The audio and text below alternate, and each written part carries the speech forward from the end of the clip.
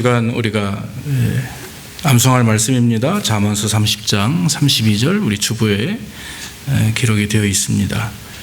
만일 내가 미련하여 스스로 높은 채 하였거나 혹 악한 일을 도모하였거든 내 손으로 입을 막으라. 잠언 30장 32절 말씀 우리 같이 한번 해봅니다. 만일 내가 미련하여 스스로 높은 채 하였거나 혹 악한 일을 도모하였거든 내 손으로 입을 막으라. 잠언 30장 32절 말씀. 한 주간 이 말씀을 묵상하면서 암송하기를 원합니다. 오늘 본문의 말씀입니다. 사도행전 28장 23절로 31절 말씀입니다.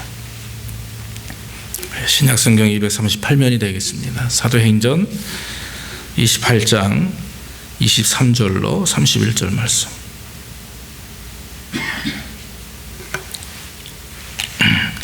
저희가 일자를 정하고 그의 우거하는 집에 많이 오니 바울이 아침부터 저녁까지 강론하여 하나님 나라를 증거하고 모세율법과 선지자의 말을 가지고 예수의 일로 권하더라.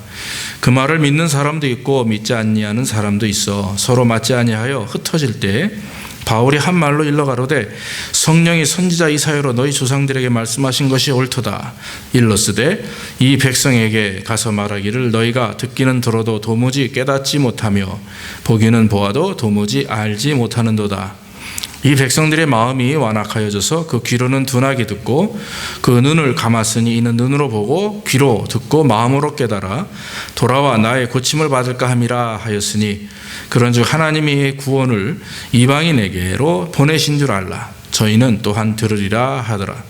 바울이 온 이태를 자기 셋집에 유하며 자기에게 오는 사람을 다 영접하고 담대히 하나님 나라를 전파하며 주 예수 그리스도께 관한 것을 가르치되 그 많은 사람이 없었더라.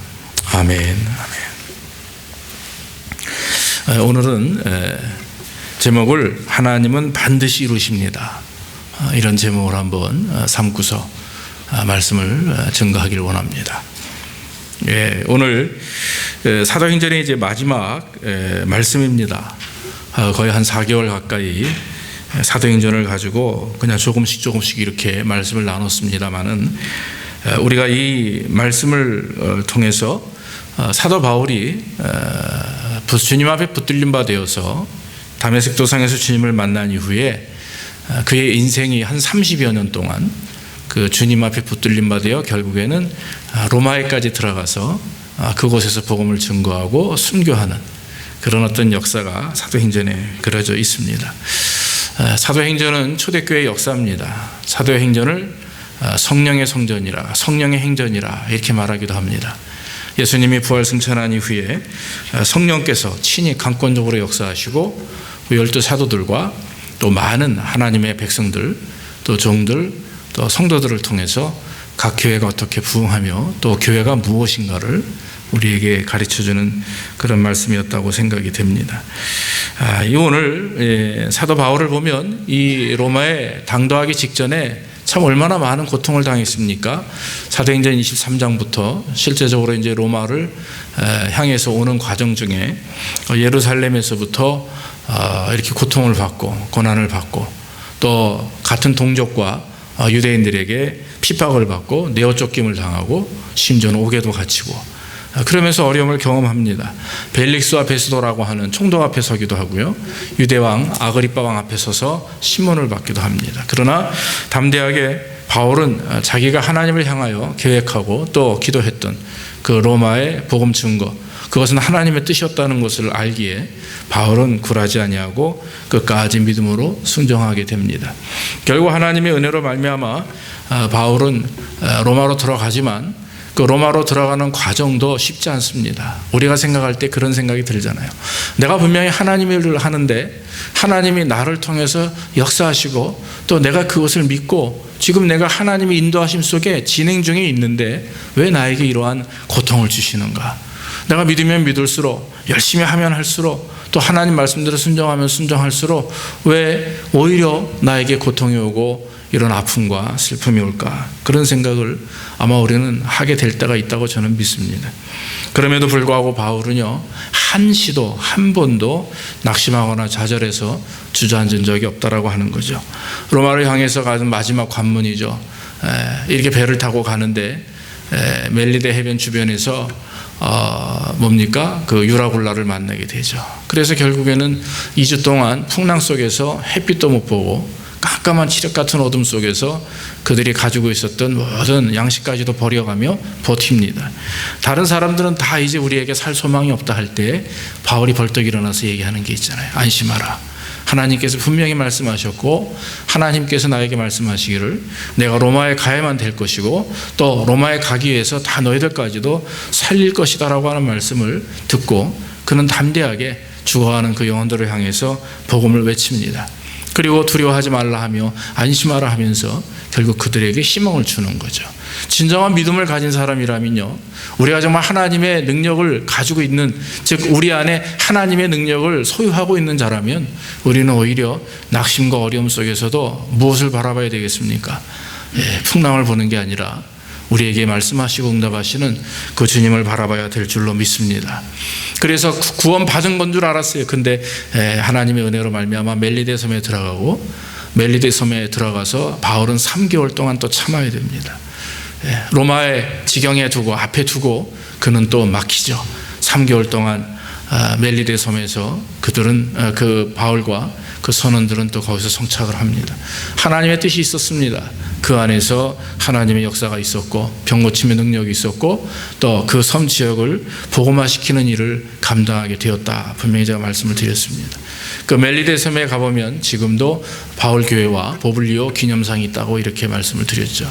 사랑하는 성도 여러분, 하나님은 우리에게 은혜를 주시고 우리의 인생의 여정 속에서 우리가 예수를 믿고 믿음으로 하나님 앞에 영광을 돌리는 것이 어떤 분들은 10년일 수도 있고 어떤 분들은 정말 100년 가까운 평생의 삶을 하나님께 헌신하고 신앙생활을 하는 경우가 있습니다. 중요한 것은요, 몇 년이 중요한 게 아니라 단 1년을 하더라도 우리가 하나님의 붙들림 바 되어서 하나님의 능력을 믿고 주 말씀대로 순종해 살아가는 삶이 얼마나 귀하냐 하는 것입니다. 오늘 이 본문의 내용을 보면 하나님의 일은 하나님이 반드시 이루신다. 성도의 삶을 하나님이 반드시 이루어내신다라고 하는 것을 우리는 알게 됩니다. 오늘 성경에 바울이 그 여정을 돌아보며 30여 년 동안 복음을 증거하는 가운데 결국 바울이 도달한 것이 무엇입니까? 그것은 바로 결론입니다. 다시 말씀드리면 하나님의 일은 끝이 있다라고 하는 거죠. 결론이 있다라고 하는 것입니다. 인간의 삶의 모습을 돌아보면 우리가 하나님의 뜻에 순종하지 않고 하나님 말씀대로 살지 않는 사람들의 결말도 있습니다. 그들의 결말은 분명히 어두움이요 부정적인 것입니다. 그러나 하나님을 믿고 하나님의 은혜를 바라보며 믿음으로 가는 자들에게는요, 온전함이 있고 거룩함이 있고 거기에는 선한 목적이 있다라고 하는 거죠. 믿습니까? 우리의 신앙생활에 하나님이 꼭 결론을 내리신다라고 하는 거예요.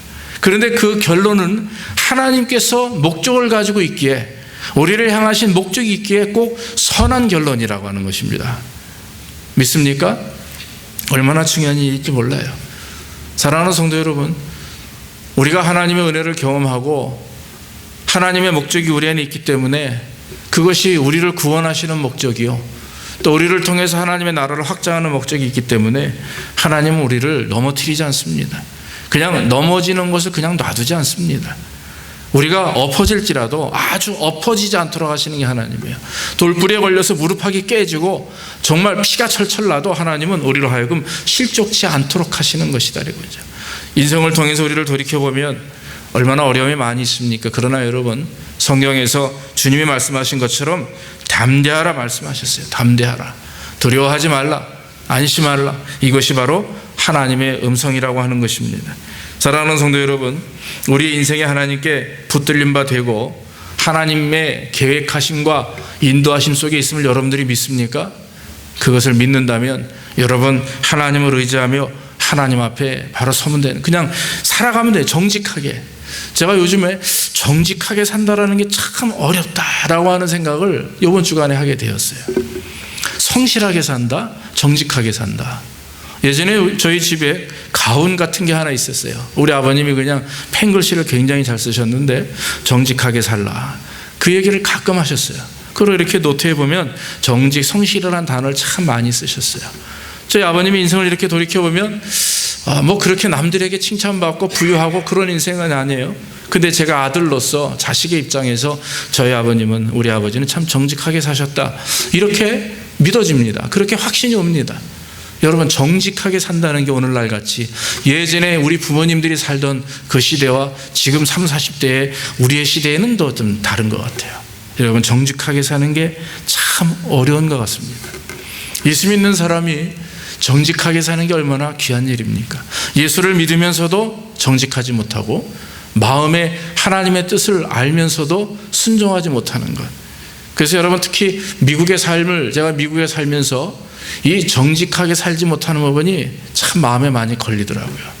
특히 뭐 텍스 이렇게 리턴할 때라든지, 아니면 뭔가를 뭘 할 때라든지, 신앙인으로서 하나님 앞에 뭘 섬긴다든지, 한국교회도 요즘에 이제 그 교회에서 세금을 내는 문제를 가지고 긍정적으로 각 교회 목회자들이 생각하기 때문에 이제는 각 종교계에서, 제가 어제 그제 뉴스를 보니까요, 뉴스에서 그러더라고요. 이제 종교계 지도자들과 만나서 나라 뭐 이렇게 재무부인가요? 뭐 어디서 모여서 이렇게 이제 토론을 하겠다, 그런 얘기를 하는 걸 봤어요. 사랑하는 성도 여러분, 간단한 이것은 예일지도 모르지만은 저와 여러분들이 하나님을 믿으며 살아갈 때 정직하며 성실하게 사는 것이 참 우리에게 중요하다고 저는 믿습니다. 지금 우리가 사는 삶의 모습이 좀 비록 나약하고 연약하고 힘없고 좀 가난하고 부족해서 뭔가 하나님의 사람이라면, 하나님의 백성이라면, 그래도 일꾼이라면 이렇게 내가 해야 되지 않냐, 하나님 앞에, 또 교회 앞에 이렇게 해야 되는 거 아닙니까? 이런 마음의 생각들을 가지고 있으리라 생각이 됩니다. 그러나 하나님께서는 여러분들의 행위, 어떤 삶의 어떤 그 무엇을 했느냐, 여기에 관심을 갖기보다는 여러분들의 마음 중심이 진짜 하나님을 향하여 정직하게 결론에 도달할 것을 믿으며 소원하며 살아가느냐, 그것을 하나님을 믿으시는 줄로 믿습니다. 제가 그 팬인가 제자인가 책을 보던 중에 어느 한 문장이 저에게 굉장히 도전이 됐어요. 그 도전이 뭐냐면, 우리가 다 아는 얘기예요. 구약의 하나님은 우리와 함께 하시는 하나님이지만 현재의 하나님은 우리 안에 거하시는 하나님입니다. 믿습니까? 구약의 하나님은요, 우리와 함께 하셨다, 그 얘기를 가만히 들어보면 바깥에서 우리와 함께 하셨다, 이런 의미로 많이 들려져요. 너무 거룩한 분이기 때문에. 구약에 있는 위인들은요, 성인들은, 하나님의 백성들은 하나님 앞에 나아갔고 하나님을 만났고, 또 이 모세와 아브라함과 이 하나님의 대화와 교제를 통해서 그들의 인도를 이렇게 쫓아가는, 그래서 하나님은 밖에서 우리와 함께 하시는 분으로 이렇게 많이 묘사가 됐어요. 그런데 신약에 와서는 성령의 하나님이 우리에게 어떻게 하신다고 그랬습니까? 임재하셔서 이제는 우리 안에 거하셔서 우리의 그런 어떤 소원과 우리의 소망을 그대로 행하시도록 인도하신다, 그렇게 말씀을 합니다. 빌립보서 2장 3절에 13절에 너희 안에서 행하시는 이는 하나님이시니 자기의 기쁘신 뜻을 위하여 너희로 소원을 두고 행하게 하시나니, 그랬습니다. 사랑하는 성도 여러분, 지금의 하나님은 우리 바깥에서 우리와 동행하는 분이 아닙니다. 바로 우리 안에서 우리를 이끄시는 분입니다. 믿습니까? 그래서 내 생각과 내 마음과 내 뜻과 내 모든 것까지 주관하시는 분이에요. 그래서 우리 안에서 우리를 주장하시기 때문에 우리가 그 주님을, 그 하나님을 믿고 의지함으로 순종할 때 역사가 일어나게 되는 것입니다. 바울이 고통과 어려움 가운데 신앙생활을 하면서 또 복음을 증거하는 가운데 그가 담대하게 하나님을 끝까지 의지할 수 있었던 것은 바로 이런 사실입니다. 하나님의 내 안에서 행하시고 나에게 소원을 주셔서 나로 하여금 그것을 순종케 하신다. 소원이 무엇입니까? 로마에 가서 복음을 증거하는 것, 죽도록 충성하여 하나님의 그런 어떤 백성으로 삶을 살아가는 것, 그걸 말하는 거죠. 이 바울의 소원을 한마디로 표현한 것이 있습니다. 빌립보서 3장 13절 14절 한번 우리 구리 봅시다. 빌립보서 3장 13절 14절에 보면, 형제들아 나는 아직 내가 잡은 줄로 여기지 아니하고 오직 한 일, 즉 뒤에 있는 것은 잊어버리고 앞에 있는 것을 잡으려고 표대를 향하여 그리스도 예수 안에서 하나님이 위해서 부르신 부름의 상을 위하여 내가 쫓아가노라 그랬어요. 부름의 상을 위해서 내가 쫓아가노라. 그것은 무엇입니까? 사도 바울은 마지막 하나님의 결론이 내 일생을 통해서, 내 사역을 통해서 이루어질 것이다라고 하는 것을 믿었다라고 하는 것입니다. 사랑하는 성도 여러분, 우리는요 달리기 하는 사람이라 그랬어요. 경주하는 그런 경주자라 했습니다. 경주자가, 달리는 사람이 앞으로 우리가 1등 할 것을 믿고 승리함을 믿고 달리면 힘있게 달릴 수가 있습니다. 여유 있죠. 그러나 우리 미래에 대해서 자신이 없고 관심이 없고 확신이 없으면 경주하는 자가요 쉽게 달리지 못합니다. 힘이 빠지게 되죠. 우리의 삶은 하나님이 이미 그리스도께서 이 땅에 오셔서 우리를 위해서 십자가에 죽으시고 부활하심으로 우리에게 승리의 확신을 주시고, 아니 이미 승리와 기쁨을 주셨기 때문에 우리의 신앙생활은요 좌우로 나오로나 치우치고 이리 갈까 저리 갈까 흔들리는 신앙이 아니라 그저 하나님 앞에 미래를 바라보고 결론이 있음을 믿고, 내가 비록 힘들고 어렵더라도 내 마지막 주님 앞에 서는 결론은 축복의 영광이다 라고 하는 그 믿음을 가지고 우리가 서시기를 주의 이름으로 축원합니다. 이렇게 하나님이 우리를 붙드시기 때문에 반드시 우리를 통한 하나님의 역사는, 또 우리의 삶은 아름답게 이루어지는 줄로 믿습니다. 이와 같이 하나님의 일에는 반드시 목적이 있다고 그랬습니다. 모든 일의 맨 끝에는 보이지 않는 하나님의 역사하심의 손이 있기 때문입니다. 그런데 사도행전에서 하나님의 역사하심이 두 가지로 나타내는데, 하나는 이방인들이 예수를 받아들여서 영광의 길이 있는 것이 보이고, 다른 한편에서는 같은 동족인 유대인들이 예수를 배척하는 비극의 길이 있다라고 하는 거죠. 자, 하나님의 역사가 우리 안에서 이루어지는데 목적이 있고 또 도착, 그 결말 지점이 있기 때문에, 결론이 있기 때문에 우리가 힘있게 달려갈 수 있어요. 그러나 그 결말까지 도착하기 위해서는요 두 가지 길이 있어요. 우리에게 하나는 영광의 길이 있고 하나는 비극의 길이 있다라고 하는 거죠. 예수 믿는 사람들의 삶이 여러분 날마다 기쁘고 감사하면 얼마나 축복이겠어요. 우리 교회가 개척하고 나서 막 그냥 날마다 부흥하면 얼마나 축복이겠어요. 제 외삼 축벌되는 분이 지금은 대학 교수신데 그런 얘기를 하시더라고요. 예전 얘기, 한 20년 전의 얘기입니다. 자기가 만약에 개척을 했다면 아마 몇 년 안에 한 이 정도는 되지 않을까, 그런 생각을 이제 꿈는 거죠. 꿈을 꾸는 거죠. 저도 당연히 그랬습니다. 그런데 여러분, 그것은 사람 생각, 어떤 비전은요 사람의 수고와 기도와 땀 흘림과 이것이 다 함께 가야 되는 거죠. 우리가 생각만 가지고 비전을 꾸고 뭐 꿈을 꾼다 해서 그냥 무조건 꿈만 꾸는 것으로 끝나면 안 되는 거 아니겠습니까? 그런데 하나님께서는 우리의 비전을 이루시고 우리의 어떤 부흥을 이루시고 우리의 인생의 아름다운 결말을 이루시게 하기 위해서는요 영광의 길, 감사의 길, 풍성의 길만 열어놓는 것이 아니라고 하는 거죠. 당연히 비극의 길, 슬픔의 길, 죽음의 길이 있어야 된다고 하는 것입니다. 여러분, 우리는 믿는 자들입니다. 무엇을 믿습니까? 예수님을 믿죠. 자, 그러면 예수님을 믿는다고 하는 얘기는요 예수님의 삶과 죽음과 그 모든 것을 믿고 순종한, 따라가는 자들이 예수 믿는 사람이에요. 그냥 예수를 믿는다고 입으로만 떠들고 다니면서 교회만 왔다 갔다 하면 예수 믿는 게 절대 아닙니다. 뭐 봉사하고 헌금하고 예배 참석한다고 예수 믿는 게 아니에요. 진짜 실제적인 삶 속에서 예수님의 삶을 따라가느냐, 그것은 저와 여러분들이 해야 될 앞으로 숙제입니다. 그래야 거기에 성령의 열매가 맺어지게 되는 거죠. 그런데 여러분, 예수를 믿는다고 하는 것이 편안하게 그저 내가 할 일 다 하면서 그저 내가 느끼는 것, 그냥 감사한 것만 바라보며 가는 겁니까? 천만의 말씀이요. 예수님이 십자가의 영광을 얻기 위해서는요 그냥 멍하니 하늘로부터 내려오셔가지고 우리에게 3년 동안 말씀하시고 그리고 그냥 부활하셔서가 아닙니다. 꼭 무엇이 있었습니까? 골고다 언덕과 십자가를 지고 가는 고통과 심지어는 십자가에 못 박혀 매달리는 죽음이 있었기에 영광이 있었다라고 하는 거죠. No pain, no crown이라고 그러잖아요. 고통과 비극이 없는, 죽음이 없는 십자가는 없습니다. 저와 여러분들의 신앙생활에 고통이 없고 비극이 없고 죽음이 없다면 그 십자가는 가짜입니다. 그 신앙생활은 가짜라고 하는 거죠. 왜냐하면 하나님은 그런 것을 우리에게 보이시지 않았다라고 하는 것입니다. 사랑하는 성도 여러분, 바울이 복음을 들고 세상에 나가서 그 하나님이 원하시는 결론에까지 이를 때에 여러분 성경을 한번 보십시오. 바울이 잘 먹고 잘 살고 등 따시고 배부른 적이 한 번도 없었다고 하는 거예요. 가는 곳마다 핍박을 받고 가는 곳마다 내침을 당하고 옥에 갇히고 말이죠. 그러면서도 그는 그 과거에 자기가 가지고 있었던 것, 보통 사람 같으면 아마 저 같았어도 12번씩 돌아갈 생각을 했을 겁니다.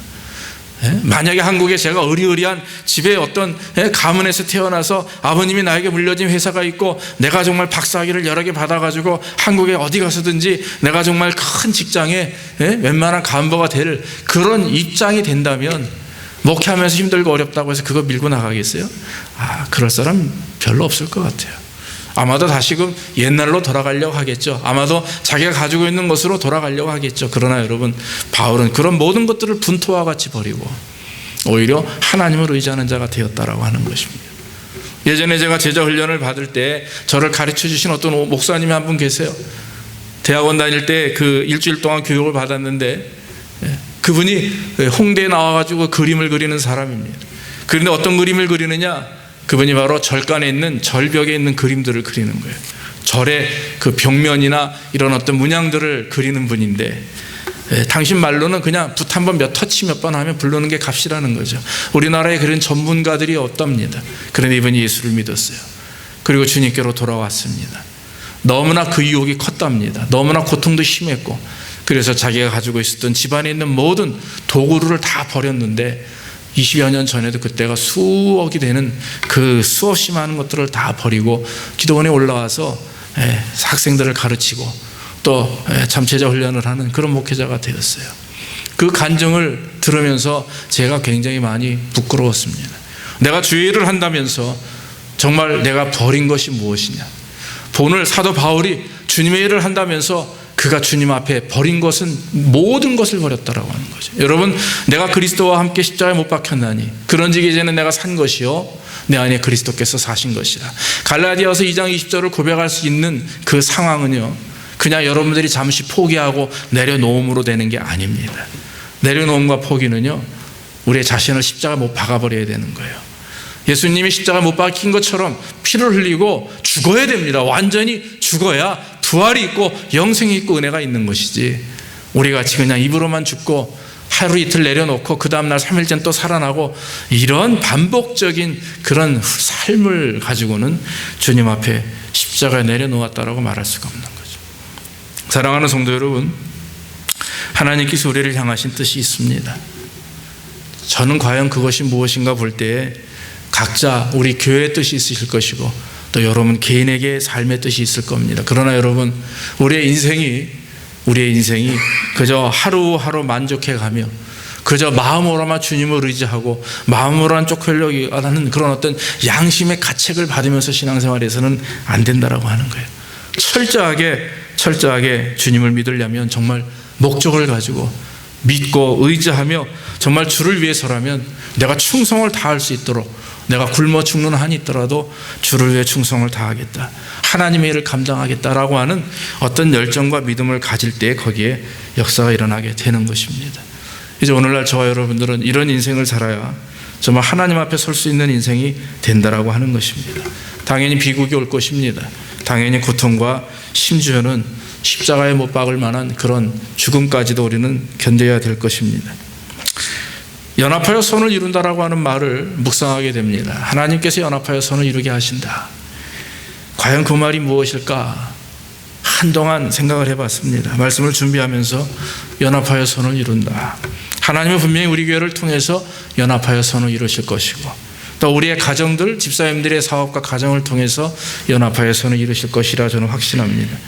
근데 그 말을 가만히 제가 묵상해 보니까 하나님의 간섭하심과 주관하심 속에 하나님의 인도하심과 능력을 통해서 결국 마지막에 도달한다.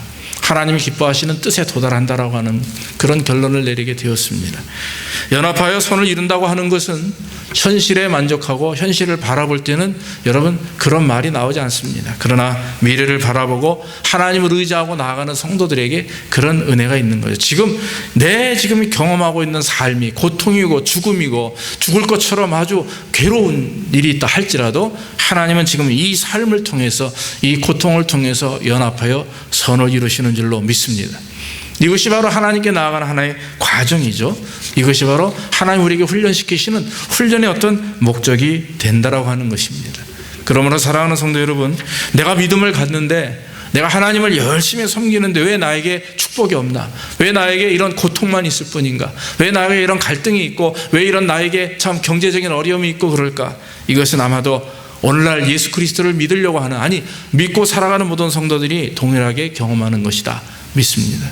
그런데 여러분, 왜 동일하게 경험하게 하시나? 이게 바로 연합하여 선을 이루는 것, 우리로 하여금 더 낮아지게 하시고 하나님의 뜻은 반드시 이루어지는데 그 뜻을 이루기 위해서는 기쁨과 감사와 영광만 있는 게 아니라 슬픔과 죽음과 눈물 흘림과 정말 피 흘림이 있어야 가능하다라고 하는 것을 더 하나님 우리에게 알게 하시기 위함입니다. 그러나 우리는 포기하지 않습니다. 절대로 포기할 수가 없죠. 이유가 무엇입니까? 하나님이 반드시 이루시기 때문에 여러분들의 가정을 세우시고 여러분들의 또 자녀를 세우시고 부부를 세우시고 또 우리의 사업과 우리 교회와 나아가 이 교회를 통한 하나님의 계획하심과 비전이 있기에 분명히 하나님은 포기하지 아니하시고 우리를 반드시 세우셔서 이루실 줄로 믿습니다. 오늘 본문의 26절에서 28절에 보면 일러스되 이 백성에게 가서 말하기를 너희가 듣기는 들어도 도무지 깨닫지 못하며 보기는 보아도 도무지 알지 못하는도다. 27절에 말하기를 이 백성들의 마음이 완악하여져서 그 귀로는 둔하게 듣고 그 눈을 감았으니 이는 눈으로 보고 귀로 듣고 마음으로 깨달아 돌아와 나의 고침을 받을까 함이라 하였으니. 성경은 이렇게 말합니다. 여러분, 오늘 사도행전을 보면은요, 사도행전의 결말의 부분에 보면은요, 유대인들에게 복음이 증거되는데 유대인들이 그 복음을 받아들입니까? 안 받아들이잖아요. 끝까지 안 받아들이죠. 오늘 성경이 뭐라고 얘기합니까? 이사야서 6장 9절로 10절에 이미 기록된 말씀을 사도 바울이 그대로 인용합니다. 로마에 와서 복음을 증거하다 보니까 맨 처음에 와요. 근데 믿는 사람도 있고 믿지 않는 사람도 있고 심지어는 바울을 욕하고 하는 사람이 있어요. 동족임에도 불구하고 또 같은 복음을 듣고 또 복음대로 살아야 되는 그런 많은 백성임에도 불구하고 여기 성경에 하는 말씀이 일러스되 이사야서 6장에 이렇게 말씀한다 이거죠. 이 백성에게 가서 말하기를 너희가 듣기는 들어도 도무지 깨닫지 못하며 보기는 보아도 도무지 알지 못하는도다. 이사야가 이스라엘을 향해서 하나님의 말씀을 증거할 때도 동일한 환경이었어요. 오늘 수백 년이 지난 수천 년이 지난 사도 바울이 복음을 증거할 때도 마찬가지. 지금으로부터 2000년 전의 역사가 있었음에도 불구하고 지금도 복음을 증거할 때 마찬가지예요. 예수 믿으세요 전도하면요, 전도지를 그냥 버립니다. 설교 CD를 그냥 쓰레기통에 보는 앞에서 버립니다. 마음이 울컥하죠. 마음이 아픕니다. 그러나 어떻습니까?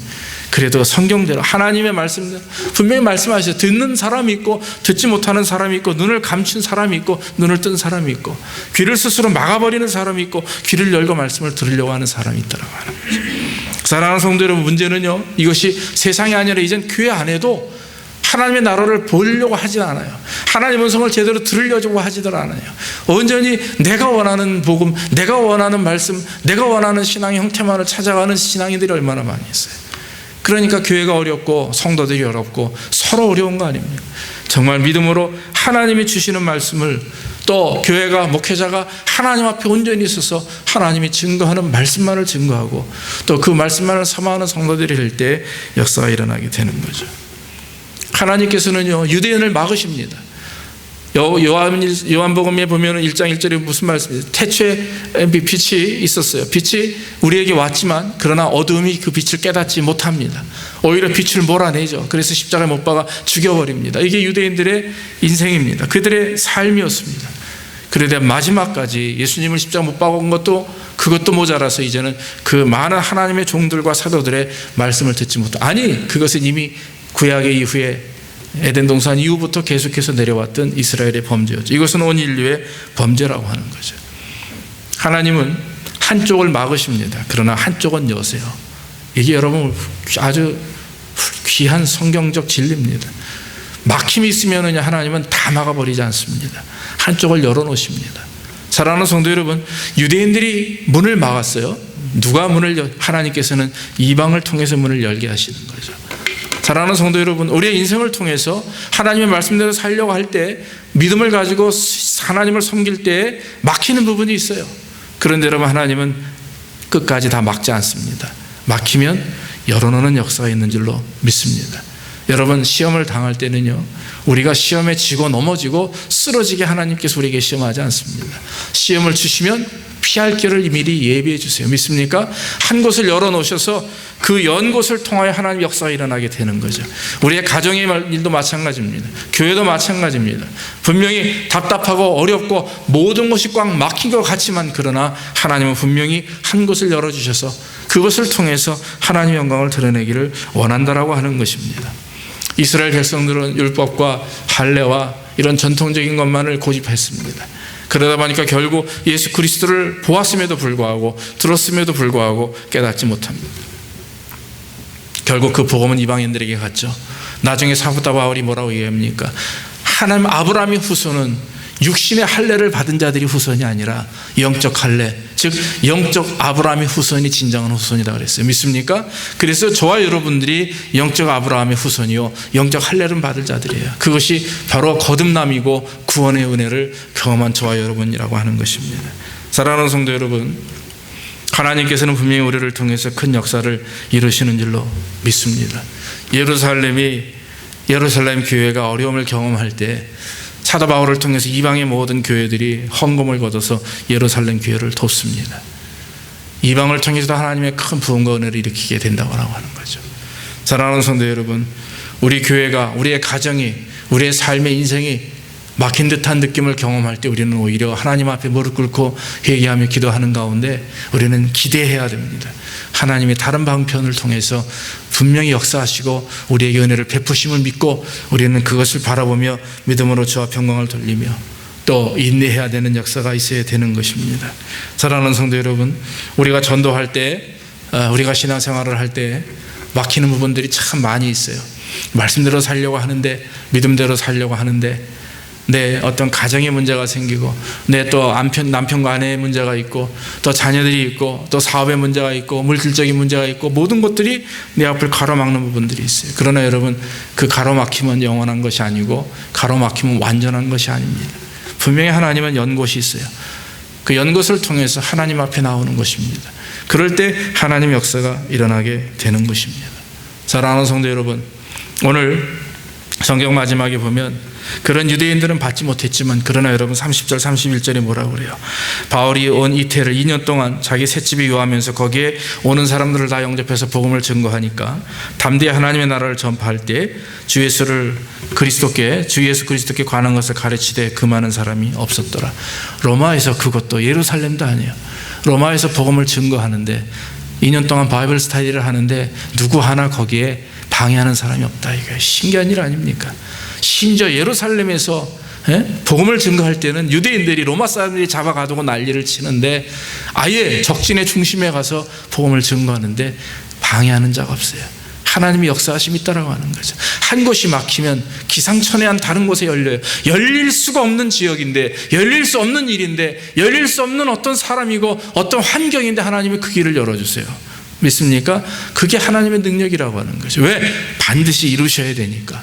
반드시 하나님 우리를 통해서 일을 이루셔야 되고, 반드시 하나님께 우리 교회를 통해서 비전과 역사를 이루셔야 되니까 하나님은 우리가 상상하지 못하고 생각하지 못했던 어떤 부분을 통해서 하나님은 크게 역사해 주신다라고 하는 것입니다.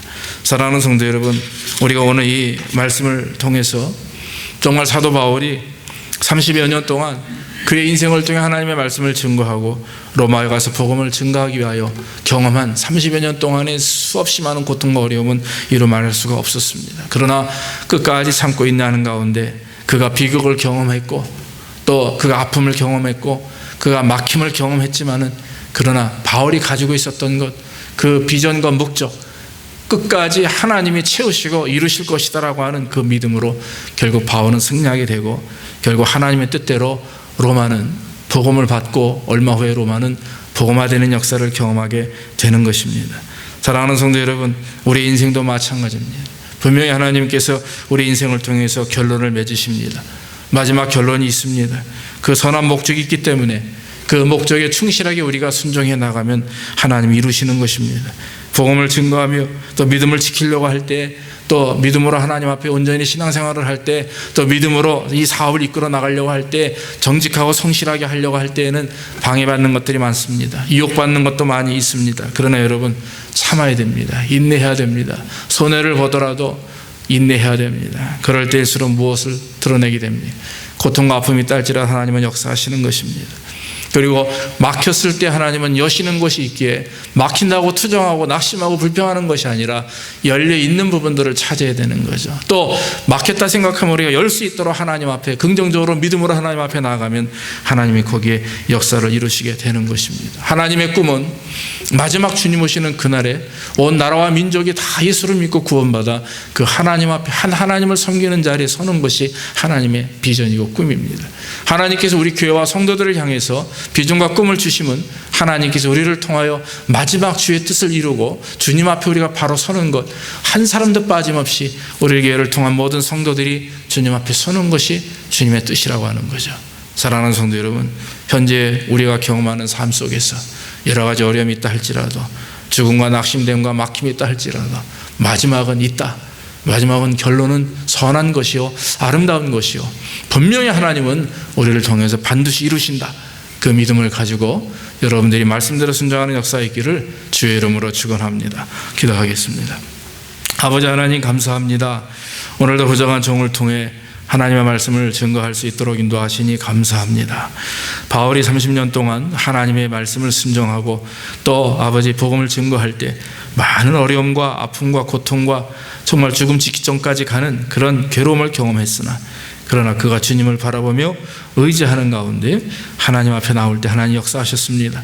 우리 인생도 마찬가지인 줄로 믿습니다. 지금은 낙심되고 힘들고 어려움이 있다 할지라도 우리가 아버지 하나님 마지막 결론은 하나님의 선한 목적을 이루시며 아름다움이요 기쁨이요 평안이요 감사인 줄 알고 감사를 드립니다.